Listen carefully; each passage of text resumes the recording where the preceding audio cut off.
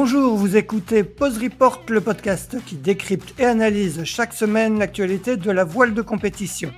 Pause Report est produit par Sailors, le média des professionnels et des passionnés de voile de compétition. Sailors, ce sont 2 newsletters hebdomadaires en français et en anglais, des podcasts, un studio de production de contenu, une conférence annuelle sur la voile de compétition Sailors Connect, ainsi qu'un festival du film, le Sailors Film Festival, que vous pouvez retrouver sur sailors.com. Je suis Axel Capron et je vous souhaite la bienvenue dans Pause Report. Bonjour à tous et bienvenue dans le 241e épisode de Pause Report, le podcast de Sailors qui, toutes les 2 semaines, décrypte, analyse et décortique l'actualité de la voile de compétition sous toutes ses coutures en compagnie des meilleurs experts. Nous sommes le mardi 10 février, il est exactement 9h50 et nous recevons aujourd'hui un invité unique qui compte bien défendre cette année son titre en IMOCA sur la route du Rhum 2026 à bord d'un bateau neuf qui est en cours de construction du côté de l'Orient. Il s'agit bien évidemment de Thomas Ruyant. Salut Thomas. Salut Axel. Thomas, merci d'avoir accepté notre invitation. Avant d'échanger avec toi, je vais rappeler juste qu'il y a un an, à peu près, un peu plus d'un an maintenant, tu as donc pris la 7e place de ton 3e Vendée Globe à bord de Vulnérable, plan Coche-Finaucon qui avait été mis à l'eau en mars 2023. Tu as ensuite participé à la course des Caps en équipage, sur laquelle votre équipage a été contraint à l'abandon suite à une avarie au niveau du pied de mât, avant de transmettre la barre de ton bateau à Ambrogio Beccaria, avec lequel tu as disputé The Ocean Race Europe pour une 5e place finale, puis la Transat Café L'Or dont vous avez terminé 4e. Pour 2026, tu attends donc en juin la mise à l'eau d'un nouveau plan Coche, actuellement en construction chez CDK du côté de l'Orient, avec l'ambition de t'aligner ensuite sur la route du Rhum, dont tu es le tenant du titre, et surtout sur The Ocean Race début janvier 2027. Tout ça, bien évidemment, à condition de trouver des partenaires, ton grand sujet du moment sur lequel on va bien évidemment échanger. Thomas, avant de parler d'avenir, on va revenir peut-être sur cette année 2025 qui a été somme toute assez chargée pour toi. Avec d'abord cette 7e place sur le Vendée Globe, un an après, quel goût il a eu ce 3e Vendée Globe pour toi? Oh, on attaque direct dans le vif du sujet. Direct dans le vif du sujet. Merci pour ce beau résumé, ce bon résumé. Alors, comment je suis un an après cette 7e place sur le Vendée? Un an après, écoute, je pense que c'est digéré parce que c'était pas forcément la place que j'aurais aimé faire sur ce tour du monde, évidemment, et tu le sais, vous le savez. On y allait aussi pour la gagne, ou en tout cas pour jouer aux avant-postes, qu'on a réussi à faire sur une partie de ce tour du monde, mais voilà, il s'est passé plein de choses, comme à chaque fois sur un Vendée Globe, et à la fin on finit à une place, voilà. Après, il s'est passé plein de choses et c'est toujours difficile de regretter ou de pas être fier de finir un tour du monde comme ça. Voilà, et c'est aussi ce que je vais garder en tête. Et ce que je vais aussi garder en tête un an après, c'est que là, ça me donne envie d'y retourner, pour des raisons aussi un peu différentes. Mais en tout cas, c'est toujours une course qui m'anime et voilà, j'ai envie d'y être sur la prochaine édition, comme sur d'autres courses. Et peut-être on y reviendra, mais en tout cas, d'y être avec une façon d'y aller peut-être un peu différente, voilà, dans ma tête en tout cas. Donc voilà, donc écoute, la frustration est quand même un peu passée, on a bien débriefé de tout ça, il y a eu une saison depuis qui a été riche aussi, et puis surtout voilà, j'ai surtout envie de me projeter vers la suite, voilà, qui pourrait être passionnante.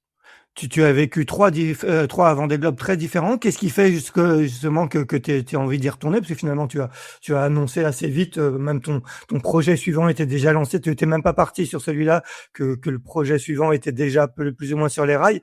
Qu'est-ce qui fait qu'on a envie d'y retourner pour une 4e fois? C'est quand même des projets très, très engageants, hein. Tu les vis, quoi. Qu'est-ce qui fait que...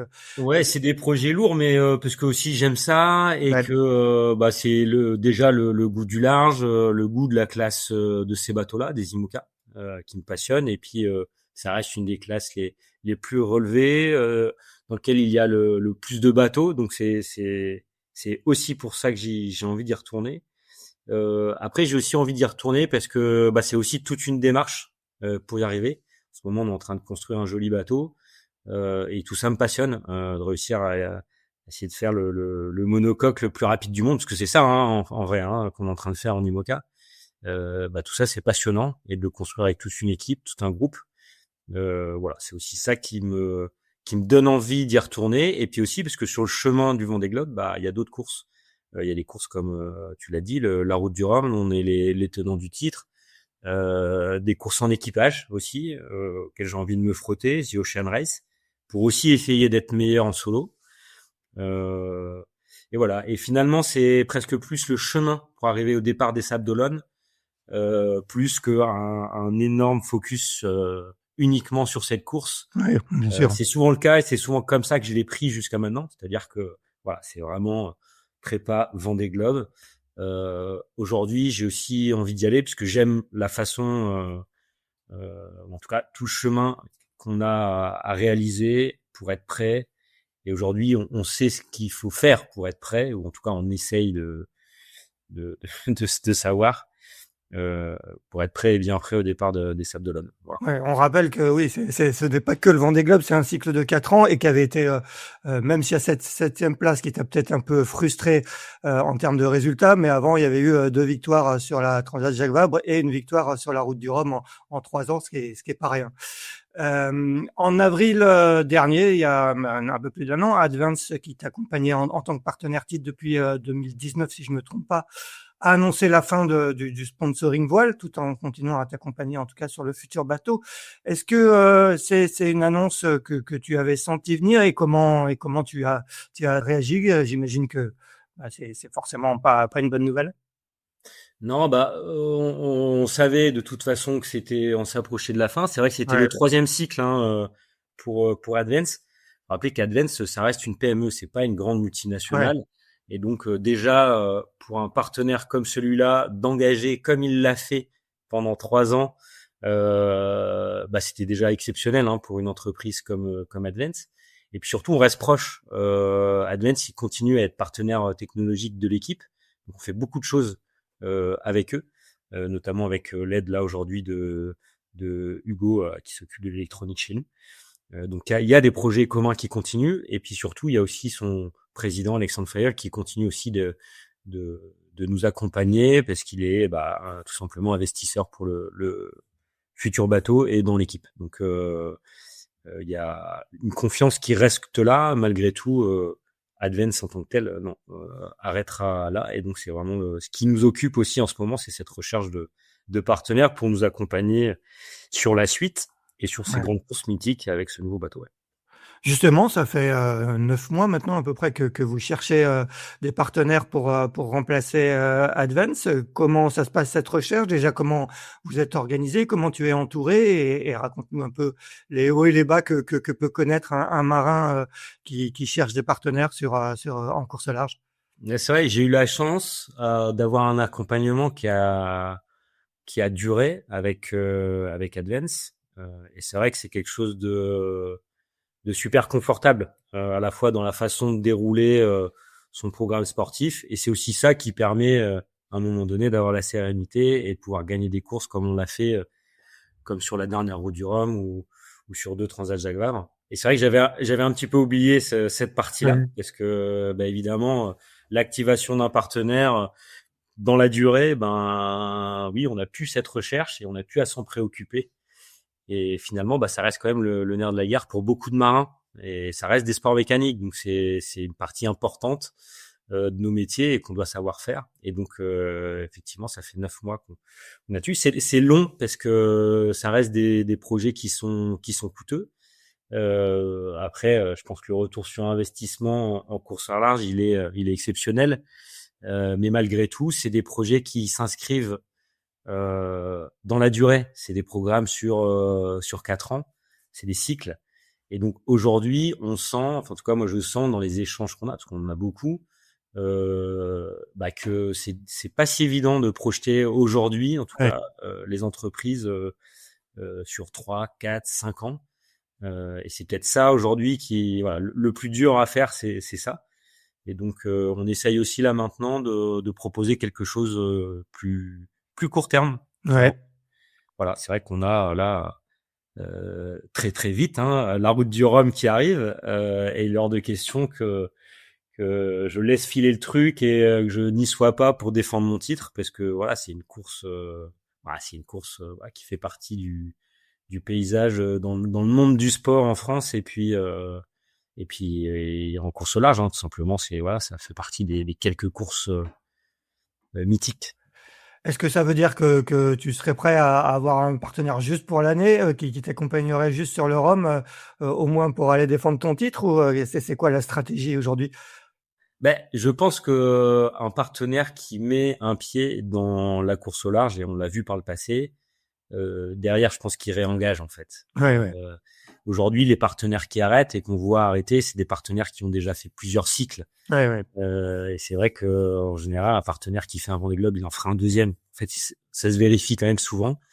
Euh, et je pense qu'aujourd'hui, devant juste une route du Rhum, c'est compliqué parce que derrière, ça veut dire qu'il y a un chantier, il y a des salariés, et donc d'engager une année, c'est compliqué. Mais par contre, d'engager sur 1 an et demi, 2 ans, ça, c'est tout à fait possible.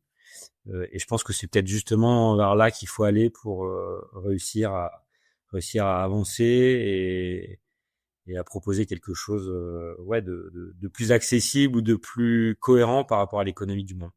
Comment toi tu vis, cette période, forcément d'incertitude? C'est compliqué à vivre pour un marin qui a envie d'aller naviguer, j'imagine? Oui, alors oui, bien sûr. En même temps, on vit quelque chose aussi de passionnant avec l'équipe, Ouais.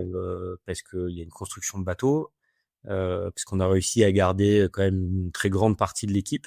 Il y a eu quelques départs, mais malgré tout, on arrive à avancer et à concevoir un très très beau bateau, à garder notre structure en place, grâce aussi à l'investissement d'Alexandre, le président d'Advance, qui nous connaît bien, parce que ça fait 6 ans qu'il nous suit en tant que sponsor, donc ça veut dire qu'ils nous fait confiance.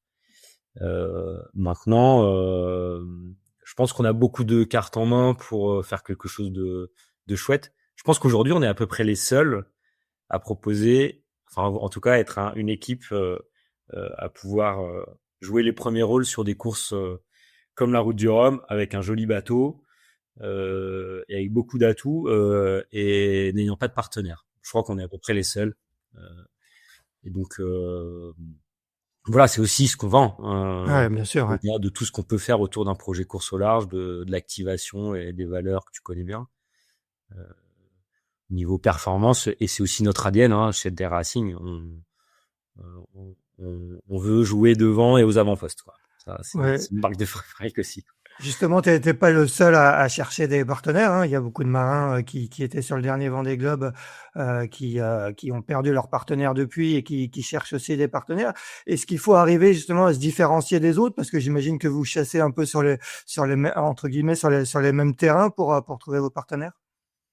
Se différencier, oui, mais je pense que tout simplement, nous, notre parcours fait qu'on se démarque. C'est vrai Ouais, qu'on n'a pas eu l'habitude de faire les choses comme tout le monde, à la fois dans ce qu'on avait de visible sur le bateau, moi-même, je pense, dans ma façon de naviguer, dans nos choix de voile, dans les projets qu'on a menés avec, par exemple, j'en rediscutais encore hier avec ce projet de film avec Molécule.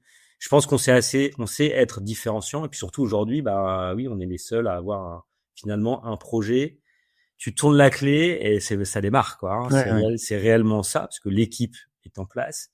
On a aussi un beau bâtiment pour suivre tout ça, pour activer le partenariat, et euh, et puis un bateau de dernière génération qui arrive, qui est magnifique, parce que là, ça y est, je suis en train de le voir se monter et tout s'assembler, et ça y est, c'est un bateau aujourd'hui. Ça Ouais. va être mis à l'eau en juin, et donc de voir le truc se faire, il a des lignes incroyables, super agressives. On fait vraiment encore une fois un pas de côté avec cette carène, et donc je pense que pour toutes ces raisons-là, ça serait dommage que voilà qu'on n'arrive pas à être au départ de ces grandes courses à venir. Ouais, c'est clair. Alors On on va parle pas de la Route du Rhum, mais il y a aussi des courses en équipage, et ouais, c'est vrai que ça, c'est quelque chose que j'ai vraiment envie d'aller faire. Après, je pense aussi que c'est certainement une option, une très très belle option, une fois qu'un partenaire est engagé sur le circuit des grandes classiques, en tout cas pour un partenaire français. On va reparler bientôt on reparlera tout à l'heure du bateau. Pour finir sur ce sujet de la recherche de partenaires, est-ce que, au cours des 9 mois passés, vous avez été à un moment tout près? Ça s'est joué à une signature, à un revirement de dernière minute? Est-ce que, je parlais de hauts et des bas, tout à l'heure. Est-ce que c'est ce que vous avez les montagnes russes? Est-ce que vous avez vécu ça un petit peu pendant ces 9 mois? Ouais, c'est c'est un peu ça. Ouais, On a évidemment plein de choses en cours et plein de discussions, mais comme beaucoup. Et c'est vrai que c'est de basculer vers quelque chose de très concret, bah c'est ça finalement certainement le plus compliqué. ouais, On a été pas très loin. En tout cas, on sent que le projet touche, que les gens ont envie d'y aller. Il manque pas grand-chose. Et c'est vrai que dans les 9 mois, bah, il y a eu parfois certaines annonces à l'international qui ont fait complètement basculer les choses et qui ont stoppé net certains échanges qu'on avait. ouais. C'est un peu triste. On sent vraiment que, ouais, au niveau international, c'est loin d'être simple et que les entreprises qui sont capables d'aller sur des projets comme ça, bah, ouais, c'est ce type d'annonces parfois peuvent, ouais, ouais, tout Tu faire basculer. Donc ouais, c'est un peu ça. C'est les montagnes russes, quoi. Hein. Ça, il y a des hauts, des bas. tu sens justement sur chez les entreprises que tu contactes un peu ce manque de visibilité dont beaucoup d'entrepreneurs parlent aujourd'hui, cette incertitude, ce qui fait qu'ils veulent pas s'engager ou qu'ils attendent le plus tard possible pour s'engager? Ouais, on le ressent vraiment et c'est vraiment l'engagement sur la durée Ouais, qui est complexe. ouais, On le voit hein, là aujourd'hui dans le monde du sport, ça a pas l'air simple au niveau du sponsoring et puis la course au large également. Hein, sur la route du Rhum aujourd'hui, il y a des très belles équipes d'engagés, mais on n'est pas encore au nombre de bateaux qu'on a eu en 2022. Euh, Voilà, donc écoute, j'espère que, en tout cas, là, ce début d'année, on sent qu'il se passe quand même des choses parce qu'on se rapproche aussi de ces échéances-là, bien échéance sûr. Coupe du Rhum, que le Vendée Globe aussi va arriver vite parce qu'il faut aussi naviguer, se qualifier, monter l'équipe, préparer les bateaux. Et donc, on sent quand même qu'on a un début d'année avec pas mal d'échanges et de choses qui ont l'air de bouger dans le bon sens. Ça frémit. Donc voilà, exactement. Il y a du frémissement et donc bah ça donne confiance, même si bon la confiance je la perds pas et j'ai envie de rester serein parce que les retours concernant en tout cas de notre projet ils sont très très bons, qu'on a des échanges qui avancent, même si aujourd'hui rien n'est fait, rien n'est concrétisé. Euh, on lâchera pas. Bon, pour revenir sur l'année 2025, donc en mai dernier, si je me trompe pas, vous aviez annoncé une collaboration à 3 équipes avec Maletia et Banque Populaire pour la conception et construction de vos IMOCA respectifs, donc plan Antoine Coche. Est-ce que tu peux nous rappeler comment ce projet à 3 s'est monté et après tu vas nous raconter comment ça fonctionne au jour le jour? Alors c'est un projet qui s'est monté tout simplement parce que à un moment faut aussi être raisonnable dans les coûts des bateaux. Puis on s'est aussi dit qu'à trois équipes qui avaient l'habitude de construire des bateaux, on serait aussi certainement plus fort et avec plus de matière grise à travailler autour d'une conception de bateaux commune. Et puis Banque Populaire et Malidia sont des équipes avec qui on s'entend bien. Donc et c'est vrai que au bout de voilà, presque plus d'un an là de collaboration pour le design et la conception, les échanges sont toujours très très bons. Et ce qui je pense est assez rare quand même, hein, parce que c'est pas si évident de s'entendre comme ça entre équipes, parce qu'on est aussi des concurrents. Enfin, on Ouais. sera des concurrents, mais on arrive quand même à collaborer pour cette conception. Et du coup, ça a été très très riche parce que du coup, il y a plus d'idées, plus de personnes à réfléchir à tout ça. Et puis aussi de la mutualisation au niveau des coûts, hein, pour Bien mutualiser les sûr, ouais. moules, par exemple, et la méthode, notamment avec CDK qui construit les 3 bateaux. Et donc, non, ça a été c'est vraiment une collaboration riche et hyper intéressante. Et si ça devait être refait, je le referais sans hésiter. Euh, voilà, et puis sans parler de la suite, hein, on va pouvoir aussi confronter nos bateaux, nos équipes sur l'eau. Donc, ouais, tout ça s'annonce passionnant et c'est pas la première fois qu'on collabore avec d'autres skippers ou d'autres équipes de façon un peu différente, hein, mais ce qu'on a fait avec Sam ou l'année dernière avec Ambrojo, C'est pas une collaboration dans la conception de bateau, mais c'en est une quand même. Et je pense que la performance, elle vient de là aussi, quoi. Si chacun fait ses choses, ses choix ou ses conceptions, chacun de son côté, je pense Ouais, que ça avance moins vite, quoi, clairement. ouais. On se tire forcément vers le haut, quoi, quand on travaille à 3 comme ça, ou 2 comme tu le faisais avec Sam Goodchild ou Ambrogio Beccaria. Exactement, c'est Ouais, l'idée. ouais.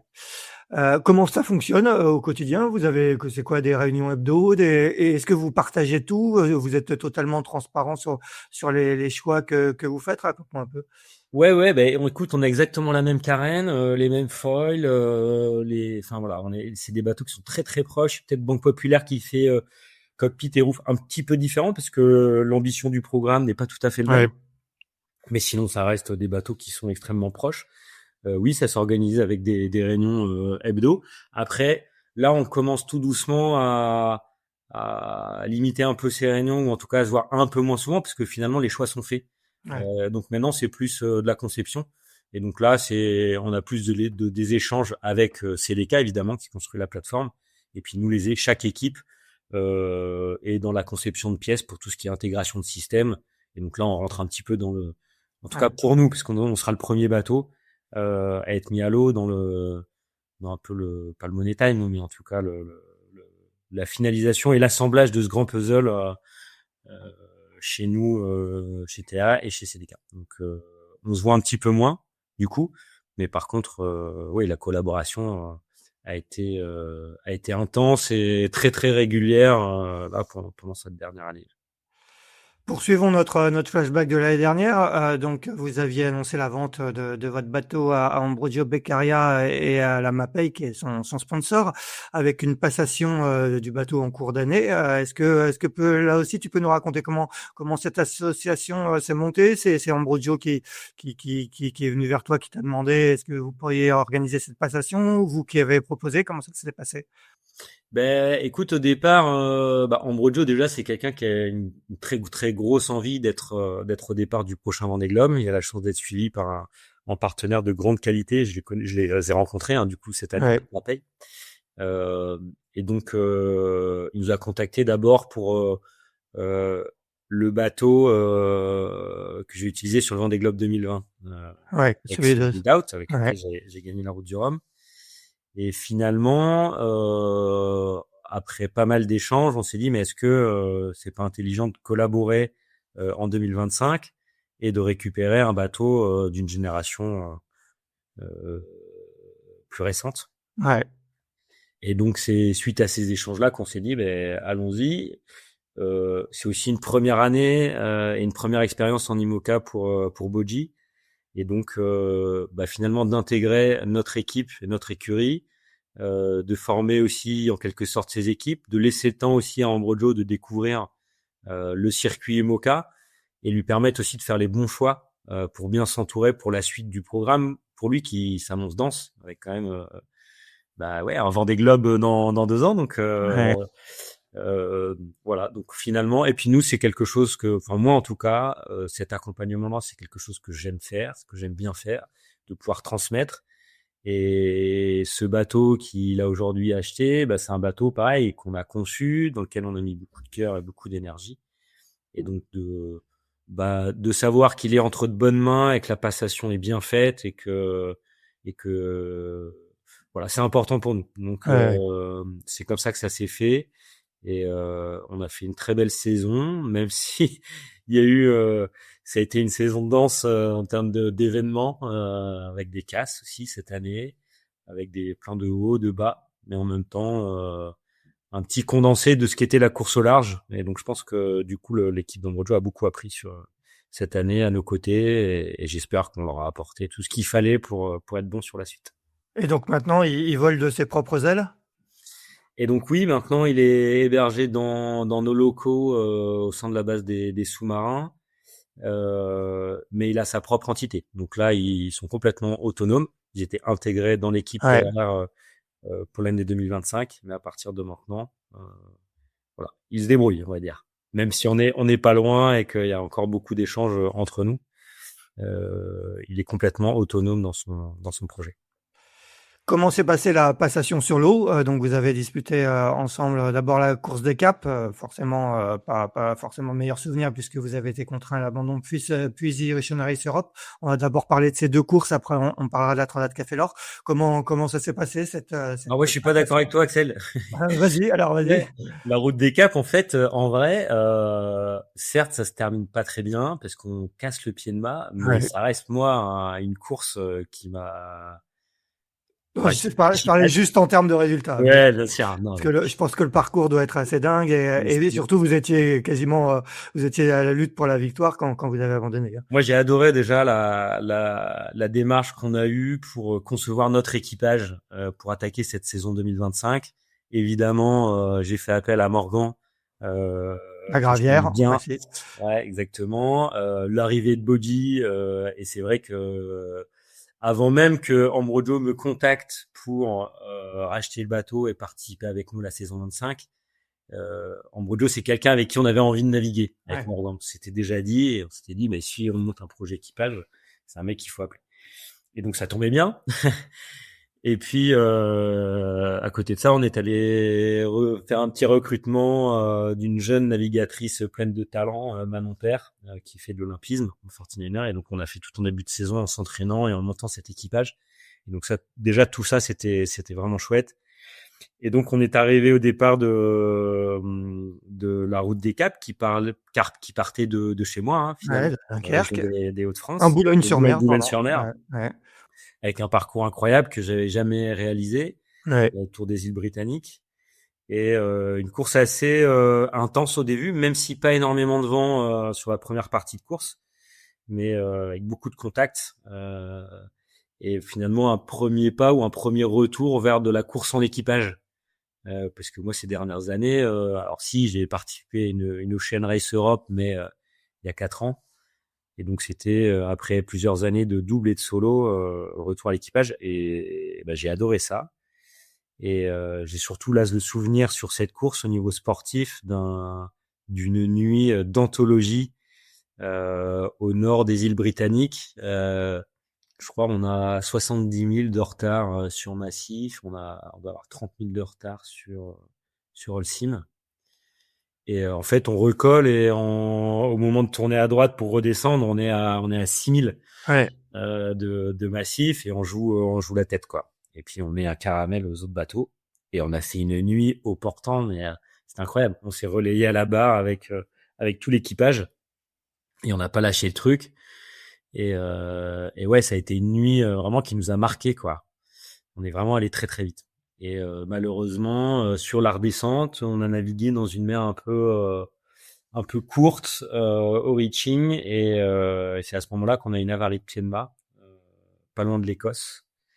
Ouais. Voilà, avec pareil une, une résolution de l'avarie qui a été assez exceptionnelle aussi de toute la part de l'équipe. Et derrière, on reverra dans la suite de la saison que bah ouais, là, l'importance d'avoir un groupe et une équipe de haut vol pour gérer ce genre de choses. Parce on s'est arrêté du coup au nord de l'Écosse, dans un petit port de pêche, peu importe du bout du monde. Ouais. Et avec l'équipe qui nous a rejoint, on a sécurisé un peu le bateau. Après, ils ont ramené le bateau en convoyage jusque l'Orient, enfin changement de mât, et tout ça quelques semaines avant de prendre le départ de The Ocean Race Europe. Donc finalement, quand on casse ce pied de mât, on n'est pas du tout sûr de pouvoir être au départ à Kiel. Ça a Ouais.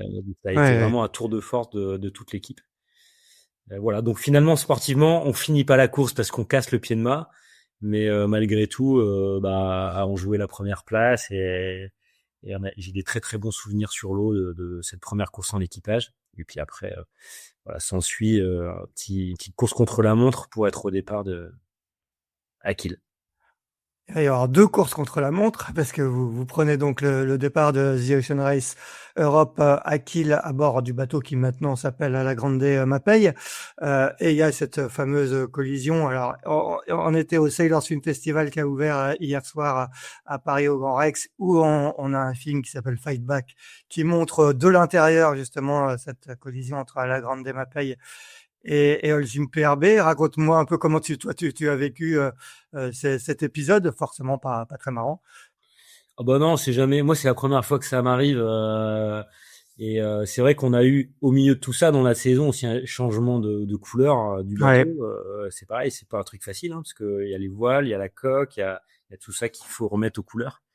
Et donc entre l'avarie à gérer, ce changement de couleur et notre arrivée à Kiel, l'équipe était déjà bien rincée quoi finalement. On avait déjà tous tiré un petit peu sur la corde. Et on a ce départ avec une situation pas évidente, une ligne très courte, beaucoup de vent sur ouais, la zone de départ, beaucoup de spectateurs. On a des bateaux avec très très peu de visibilité, surtout quand on a avec des gros angles de gîte, comme c'était le cas sur le départ de cette manche de la Leg 1. Et une situation finalement qu'on n'a pas vu réellement arriver. Déjà par manque de visibilité, parce que les bateaux vont très vite, parce qu'on est en équipage, mais ça reste de l'équipage réduit. Et voilà, je pense à un concours de circonstances. Je pense aussi à un problème à bord du bateau Holcim avec, on voit un peu sur les images, une quille qui est sous le vent, donc ils perdent le contrôle de leur bateau. Et finalement, nous, à bord, on s'attend pas vraiment à ça et on ne ouais, l'entend pas finalement. Et donc la perte de contrôle d'Holcim qui part au lof. Nous, on est déjà très très haut sur la route, donc finalement, on s'attend pas à ce qu'il y ait cette situation ouais, au vent sous le vent. Bon, nous, on n'est pas prioritaire en fait, parce que ouais. voilà, c'est les règles de course à la voile. Le bateau sous le vent est prioritaire. Et donc là, il y a collision. Euh, donc le truc visible sur vos écrans, c'est notre voile qui se déchire, mais en vrai, parce que ça se passe très vite. Mais nous, on ouvre une partie du bateau Holcim, Avec la outrigger, hein, c'est ça, mais ouais. on casse nous un outrigger, les câbles qui tiennent le mât, et puis surtout la cadène du tirant. Donc c'est beaucoup moins, on va dire, Spectaculaire, peut-être. impressionnant ou Impressionnant, ouais. visible que Ouais. un bateau ouvert comme Holcim, mais en termes de composite et à réparer, ça a été un très très gros dossier aussi pour nous. Ouais, Voilà, ouais. donc c'est sûr que c'est pas des situations qu'on aime vivre, surtout au départ d'une course, surtout parce que c'était la première fois que Bodhi prenait la barre du bateau, donc skipper. Donc ouais, on n'avait pas envie de ça. Et donc derrière, il a fallu assumer et puis réagir pour être au départ de la suite, ce qui n'était pas du tout gagné. Ouais, les images justement dans Fight Back sont impressionnantes parce qu'on voit la collision vue de l'intérieur de l'Sim PRB et effectivement c'est assez impressionnant de voir la outrigger qui rentre dans le bateau. Du coup un nouveau sprint, nouvelle course contre la montre pour pouvoir continuer cette course. Raconte-nous comment ça s'est passé. Vous avez, je crois, réussi à prendre le départ de l'étape suivante à Portsmouth, c'est ça? Ouais, écoute, là c'est pas compliqué. Après le choc, une fois de retour à terre, il y a beaucoup d'émotions, beaucoup d'adrénaline et en même temps beaucoup de calme pour essayer de réfléchir à la situation et à ce qu'on devait faire. Et pareil, vraiment en plusieurs jours, ça a été un peu les montagnes russes dans la tête pour essayer de trouver la meilleure solution. Déjà, est-ce que on continue The Ocean Racera? Est-ce qu'on peut? Est-ce qu'on a le temps? Est-ce qu'on peut être au départ au début de la Leg 3? On s'est dit mais la Leg 3, d'aller au Portugal, tout ça, ou en Espagne, euh, quand même compliqué. Et puis il y a déjà une moitié de tour d'Europe de fait. Et puis finalement on se dit mais peut-être c'est possible d'être au départ de la Leg 2 en fait.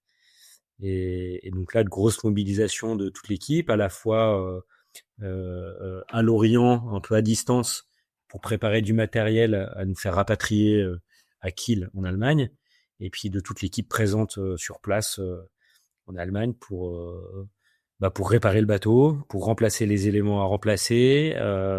Et donc il y avait un peu toute l'équipe dans tous les sens, en voilerie, en train de réparer des choses à Lorient, à Kiel, faire monter une équipe composite pour réparer une zone très très complexe à l'intérieur Ouais. du bateau. Le bateau était pas ouvert, mais c'était quand même une espèce de nœud composite sur lequel est branché le câble qui tient tout simplement le mât. Donc il fallait faire les choses correctement.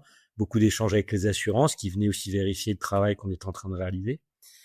Et donc finalement, on arrive à emprunter le canal de Kiel, juste derrière Holcim. Donc finalement, on repart quasiment en même temps. Et on arrive, je crois, on arrive de nuit, la veille du départ. On fait une courte nuit et on repart sur la Leg 2.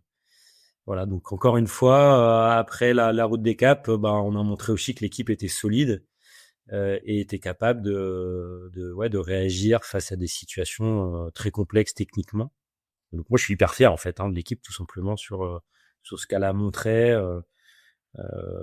Sur cette année 25, après un Vendée Globe, finalement, on enchaîne un Vendée Globe, clair, on arrive et puis finalement, coup sur coup, et c'est la première fois que j'ai des avaries aussi lourdes, moi, enfin, non, c'est pas la première fois parce que t'as j'ai quand déjà même eu eu, des avaries compliquées.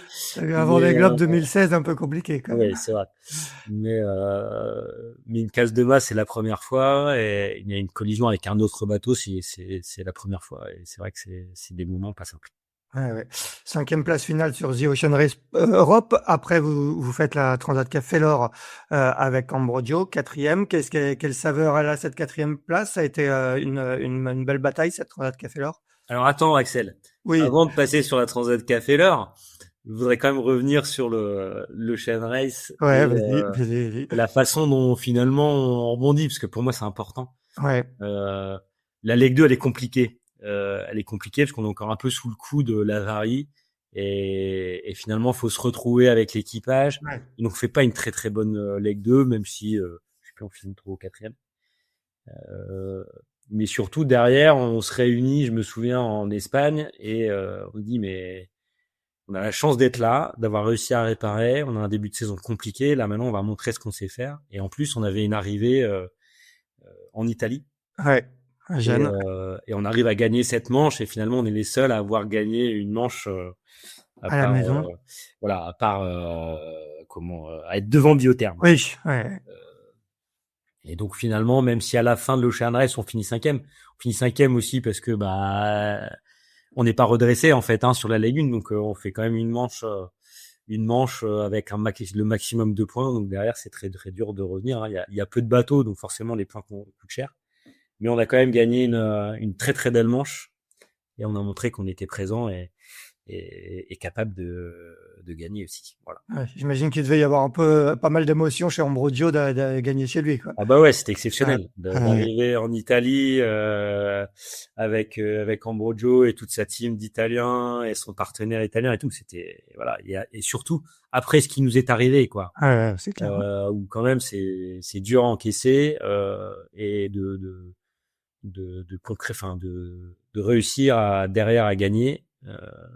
Ça a été un moment vraiment chouette à vivre avec toute l'équipe et avec Boji. Alors passons à cette Transat Café l'Or, 4e place. Quel est le sentiment à l'arrivée sur de cette Transat qui a été dominée par Charal? Écoute, ça reste, c'est une belle place, mais c'est vrai que quand t'as gagné les 2 éditions d'avant, t'as envie de regagner. Quand tu gagnes, il y a presque que la victoire qui est belle. Donc pas une course facile, un peu le sentiment d'être bien, mais quand même de sentir qu'il nous manquait un petit truc qu'a trouvé Charal clairement avec son bateau sur cette course. Pareil, pas aussi au top sur les trajectoires et certainement ça a été une saison longue après aussi un Vendée Globe et peut-être aussi un peu de fatigue, peut-être un peu d'usure et de voilà, besoin de certainement une saison longue, Ouais. surtout avec les avaries qui a pris beaucoup d'énergie à tout le monde, que ce soit aux équipes techniques, mais aussi aux marins. Et du coup, qui a aussi entamé un peu notre préparation et notre saison, clairement. Je pense qu'on était capable de jouer un peu plus devant. Pas la première place, parce que je pense que Charal a réellement fait un saut en termes de perf. On pourrait y revenir après. Ouais, ouais, on va y revenir. Mais voilà, évidemment un peu de déception malgré tout. C'est quand même une belle quatrième place sur un circuit qui est relevé. Hein, donc de toute façon, devant on sait, hein, les places sur le podium, c'est des places qui sont chères, hein, donc qui sont pas faciles à aller chercher. Voilà, mais en même temps, c'était une belle course, un beau voyage avec Bodji qui découvrait aussi l'IMOCA. Hein, donc c'était aussi l'idée de toute cette saison-là, c'était de faire une passation du bateau à Ambrogio et Ambrogio va vite à apprendre. Hein. C'était aussi sa première saison en IMOCA, hein, faut le rappeler. Hein, je partais pas avec avec un marin avec 10 ans d'expérience comme Morgan par exemple qui connaît très très bien les bateaux. Donc Bodji découvrait aussi, mais en même temps il découvre à une vitesse assez impressionnante.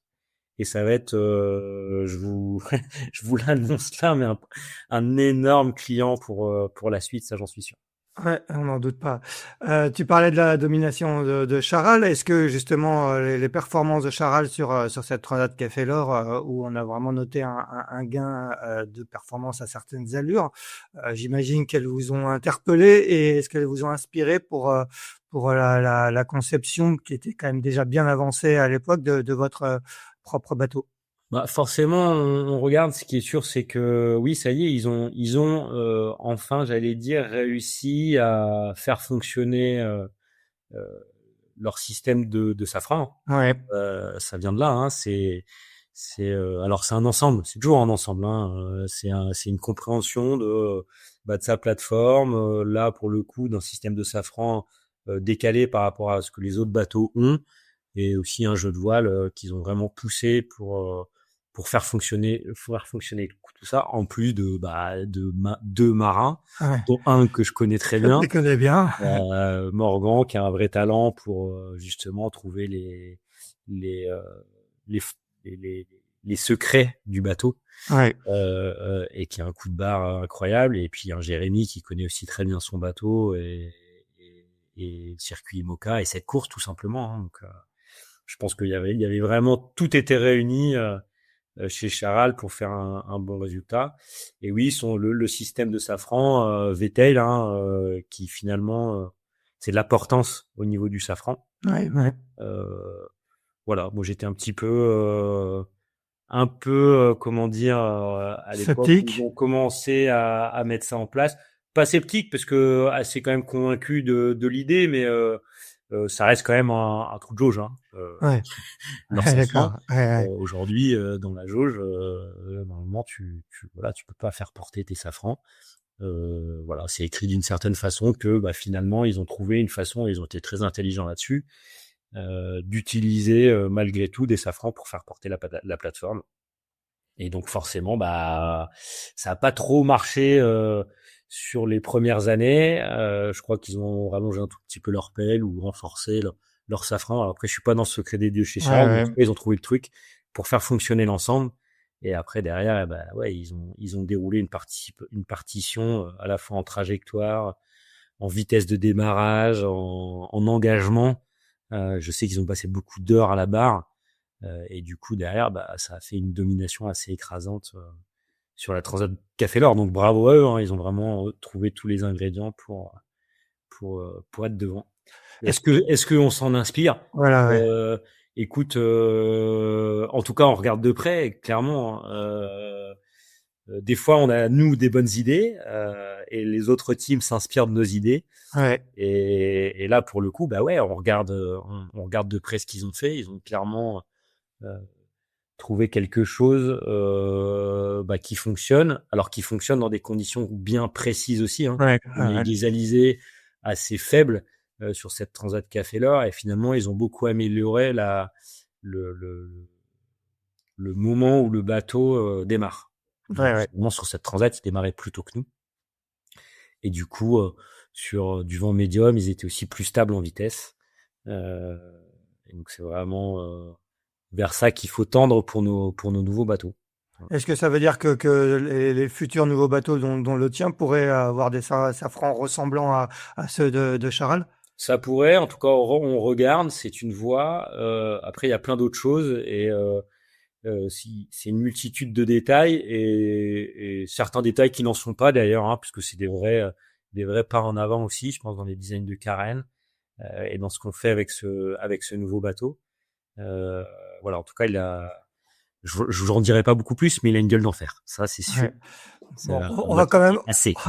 on va quand même essayer d'en savoir un petit peu plus, mais raconte-nous un petit peu quelle était la philosophie de ce bateau. Bon, Antoine et le cabinet Finocon qui avait dessiné le précédent bateau. Là, c'est uniquement le cabinet d'Antoine qui a dessiné celui-là. J'imagine que vous partiez d'une très bonne base. Et comment faire mieux à partir d'une très bonne base? C'était quoi un peu dans quelle direction vous avez souhaité aller avec ce nouveau bateau? Je pense que c'était et fait comme tu dis, une très bonne base, très typée, Ouais. aussi un vrai pas côté architectural Mmh. de la part d'Antoine, et mais aussi un bateau très typé Vendée Globe. Donc finalement Ouais. assez sage euh, d'un certain point de vue et à certaines allures. Ça c'était un peu évidemment l'idée et le concept du premier plan Fino, coche Fino. Ouais.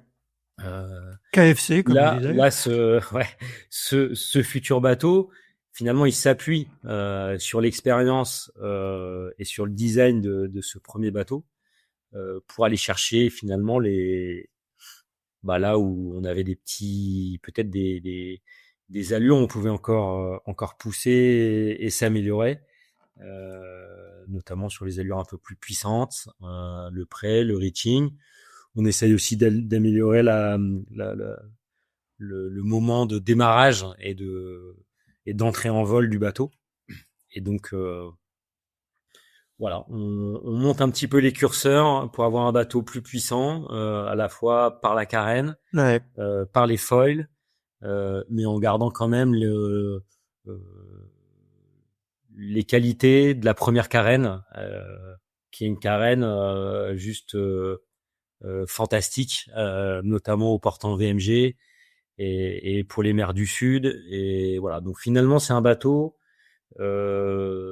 qui va aussi pouvoir servir en équipage, Ouais. évidemment. Et je pense que et c'est ce dont je me suis rendu compte sur la route des Caps ou la The Ocean Race Europe, c'est que finalement le niveau d'engagement qu'on met en équipage sera celui qu'il va falloir mettre en double ou en solitaire.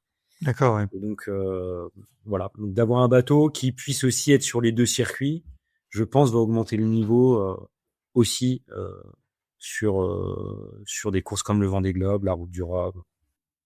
La différence, elle se verra à l'œil nu, au niveau de la carène, il y a un vrai pas de Ouais. côté, ouais, ouais, Alors un pas de côté, oui, d'un certain point aspect. ouais, En tout cas, ouais, même l'œil non averti verra des grosses différences et des traits de crayon assez dingues, très agressifs. Et j'adore ça. Enfin, au final, là, ce bateau-là, moi, je tourne autour. Là, chez CDK, et je vois le truc se faire, et ça y est, je commence à me projeter parce que tous les éléments à la fois de la carène. Alors la carène, ça fait un moment qu'elle est faite, mais ouais. à la fois aussi tout ce qu'on a imaginé en vie à bord, en cockpit, en design de roue, bah voilà, ça y est, c'est en train de se mettre en place et tout ça d'être greffé. Et donc ouais, ça en fait un bateau magnifique. Là, le pont est déjà greffé, là, ou vous en êtes où Alors là, exactement, on est là? en train en ce moment, à l'heure où je te parle, de greffer le cockpit Ouais, et il y aura une présentation du pont, je crois, en fin de semaine. d'accord, OK, ouais. Donc tu vois, on commence à tout doucement voir, enfin en tout cas se projeter sur la fermeture de la boîte.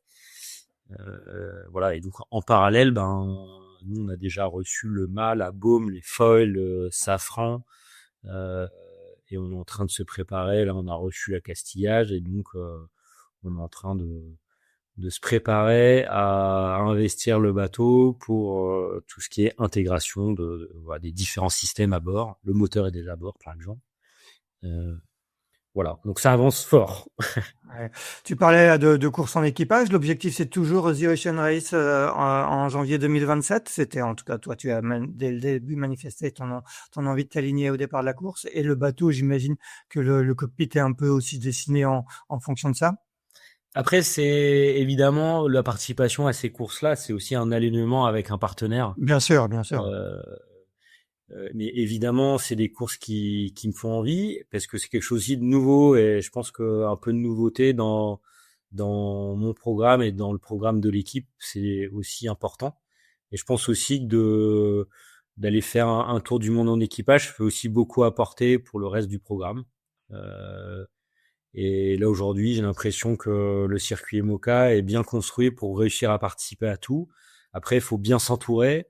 Faut pas que je sois seul à mener tout ça, et il faut bien s'entourer à la fois au niveau de l'équipe à terre, mais aussi dans les marins qui pourraient venir naviguer à bord. Euh, donc, mais oui, c'est une course qui me fait envie. Mais la route du Rhum me fait aussi autant envie, et le Vendée Globe également. Donc, Ouais, c'est vrai que c'est un programme qui est ambitieux, mais l'équipe est ambitieuse et je le suis aussi. Et il y a une grosse envie, de s'aligner sur tout ça. Alors après, peut-être que ce sera que les grandes classiques sans l'Ocean Race et ça sera déjà très très beau. Peut-être que ça sera que l'Ocean Race sans le reste. ouais, tout Aujourd'hui, dépend de. j'ai Ouais. pas la réponse parce que c'est évidemment quelque chose qui doit se construire avec un partenaire. On n'est pas les seuls à décider de ça. Après, il y a des envies, mais il faut aussi que ça corresponde, euh, voilà, aux envies et aux activations d'un partenaire qui aura son nom sur le bateau. Ouais. Si en juin, tu n'as pas de partenaire et au moment de la mise à l'eau du bateau, est-ce que tu navigues quand même? Est-ce que tu as des plans B? Comment tu imagines? Alors, on On va pas essaye de parler. construire les plans B, C, D. Ouais. Mais pour l'instant, on reste sur le plan A. On a quand même des discussions qui avancent, mais malgré tout, il faut être réaliste aussi. Et des discussions qui en avancent et qui se sont arrêtées net ces 9 derniers mois, j'en ai eu Ouais, ouais. plusieurs. Et donc, je suis bien conscient que l'économie du Mans est pas non plus rose. Donc, ce qui est sûr, c'est que si nous, on n'est pas capable de trouver les partenaires pour nous accompagner, on sait aussi qu'il y a plein d'autres équipes là qui trouvent aussi des partenaires, qui savent aussi qu'on a une équipe compétente avec un bateau neuf qui arrive et qui a juste à tourner la clé. Donc, Ouais. évidemment qu'il y a aussi certains échanges en dehors de nos équipes parce que tout simplement aujourd'hui, si tu veux partir avec un projet performant sur le prochain Vendée Globe, on est une option. Ah ouais, bien sûr, ouais, ouais. Voilà, donc il y a ça, et puis sinon après, c'est de le louer ou de le revendre. Voilà. Ouais, d'accord. Malgré tout, on aura construit un beau bateau. C'est pas mon option préférée, tu te doutes bien. Euh, mais oui, on réfléchit évidemment à toutes les solutions euh, pour la suite. Tu as pris goût, toi, à la conception, à la construction d'un bateau? Est-ce que c'est quelque chose que tu as imaginé il y a 10, 15 ans quand tu étais encore en classe 40 et que tu allais te lancer en IMOCA? Est-ce que aujourd'hui, la partie purement technique, c'est quelque chose qui te passionne? Ouais, c'est passionnant, mais pour tout dire, j'aimerais y passer encore plus de temps parce que Ouais, finalement, entre la navigation, euh, la direction de l'équipe, la recherche de partenaires, on a déjà des agendas qui sont très pleins. ouais, ouais. On est déjà très occupés. Donc j'aimerais y passer plus de temps. J'essaye d'y passer le plus de temps possible. Et oui, c'est passionnant parce que on voit les choses se faire. Il y a beaucoup de choix à prendre et tout ça avec un groupe hyper talentueux. Donc forcément, moi je me nourris de ça et, euh, et c'est ce qui me donne envie aussi de continuer. C'est justement aussi cette conception de bateau, elle est très très riche. Donc voilà, tout ça évidemment me passionne. Et non, pour répondre à ta question, quand j'étais en classe 40 ou en mini à l'époque, je m'attendais pas à avoir ce parcours-là et aujourd'hui, essayer de mettre en route un troisième bateau et c'est des bateaux exceptionnels. Hein. Je sais pas si on se rend bien compte de ce qu'on arrive à faire avec un monocoque aujourd'hui. Voilà, hein, on est bien plus rapide que les multicoques d'il y a pas si longtemps, Ouais, ouais. avec des bateaux qui portent du plomb. Et donc ouais, tout ça est assez incroyable et passionnant. Ouais. Eh ben très bien, merci beaucoup Thomas, c'était sympa de répondre à notre invitation. Alors si vous êtes un partenaire et que vous voulez investir dans la voile et dans un projet gagnant, vous nous envoyez un message à contact@tipandchef.com. On transférera à Thomas et à son équipe qui attendent donc la mise à l'eau de leur bateau, plan Antoine Coche, au mois de juin. Merci Thomas, on te souhaite bien évidemment de trouver des partenaires dans les semaines qui viennent et de te voir à l'eau au mois de juin. Et quant à nous, on se retrouve dans 2 semaines. Ça sera le 242e épisode de Pause Report. Bonne Merci journée. Axel. Ciao Thomas. Merci d'avoir écouté cet épisode de Pause Report. N'hésitez pas à nous dire ce que vous en pensez, en bien ou en mal, et n'hésitez pas à le partager. Si vous souhaitez suivre l'actualité de la voile de compétition, je vous encourage à vous abonner à la newsletter Sailors, envoyée chaque vendredi à 17h. Pour vous inscrire, c'est gratuit et ça se passe sur sailors.com. À bientôt.